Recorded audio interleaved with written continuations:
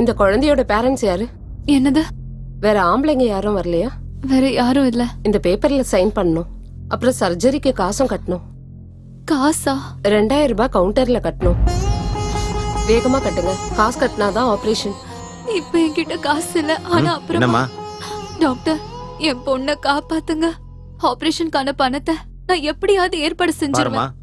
முதல்ல பணத்தை கட்டுங்க, அப்பதான் ஆபரேஷன் பண்ண முடியும். அப்படி சொல்லாதீங்க டாக்டர்.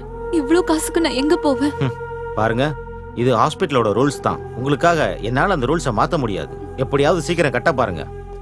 இந்தாங்க கையெழுத்து போடுங்க.